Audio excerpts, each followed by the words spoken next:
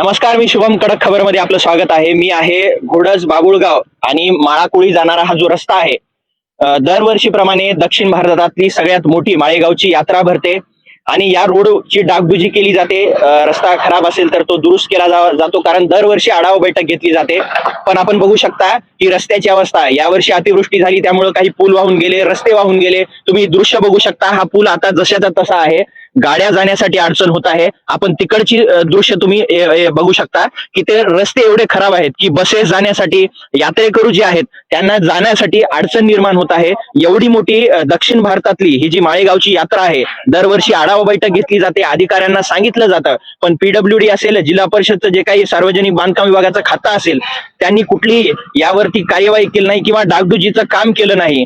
इथले जे माळेगावच्या यात्रेला येणारे श्रद्धाळू आहेत, ज्यांची इथं भक्ती आहे, त्यांना मात्र यावरून जाताना तारेवरची कसरत करावी लागत आहे. हा एक जीवघेणा प्रवास आहे आणि बसेससाठी तर सगळ्यात अवघड ही समस्या बनलेली आहे.